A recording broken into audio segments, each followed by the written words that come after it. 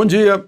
Enfim, os 3 ministros militares do Palácio do Planalto, 3 generais de 4 estrelas, foram ouvidos na investigação sobre se o ex-ministro Sérgio Moro tem razão ou não tem razão em relação a Bolsonaro querendo se meter na Polícia Federal.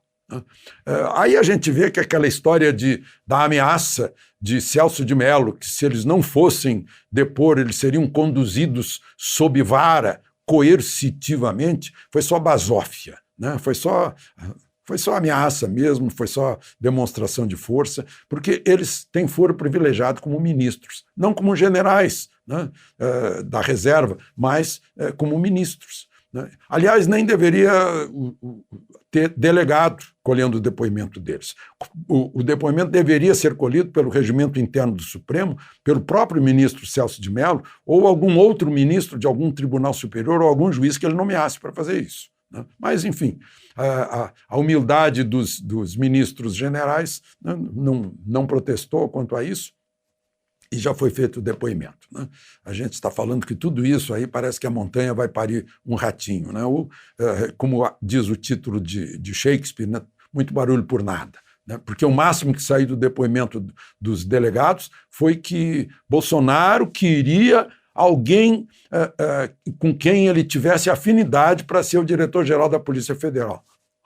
Sim, ele queria que alguém que fosse ministro da Justiça tivesse afinidade com ele. Ele queria que alguém que fosse ministro da Economia tivesse afinidade com o presidente. Ele queria que o ministro da Saúde tenha afinidade com o presidente. É uma coisa incrível, óbvia, né? Aí, então, a outra atração do dia foi ouvir a fita que retrata, ou ver a fita que retrata uma reunião ministerial. Então, estão dizendo, né, que os que viram a fita que teve palavrão do presidente, né? Aí eu pergunto para vocês aí, em alguma reunião de diretoria de empresa não teve palavrão, né? Todas as reuniões de ministério que eu tive a oportunidade de ver, né, teve palavrão, né? São conversas informais, né? Não é solenidade pública, né? Estão tratando de questões internas. Imagina, e até o perigo, né, de divulgar essa fita, porque é como se divulgasse a fita de uma reunião de uma grande empresa que está querendo acabar com a concorrência, né? Isso é segredo.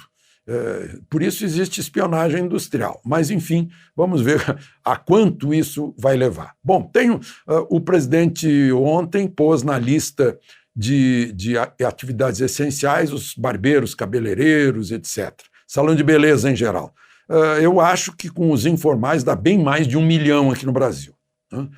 São 730 mil registrados, mas tem muito mais, né? Muito mais. São Paulo tem mais de 200 mil, tranquilo. Pode ter 400 mil, talvez, né? Rio de Janeiro e Minas Gerais tem mais de 100 mil, né? Enfim, eu estava todo satisfeito pensando que eu ia poder cortar o cabelo, enfim, né? Mas o governador de Brasília parece que não vai autorizar a reabertura. Os governadores têm esse poder. 13 governadores estão dizendo que não vão autorizar a reabertura. São milhões de pessoas que voltariam à sua atividade econômica. Num momento em que o órgão da ONU que trata da fome e o Banco Mundial estão dizendo que até o fim do ano a fome volta ao Brasil, o mapa da fome. O Brasil volta ao mapa da fome.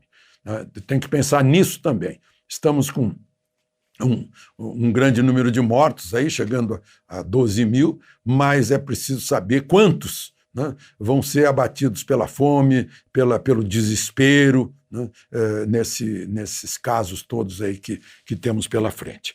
E, por fim, eu queria registrar que está uma grande...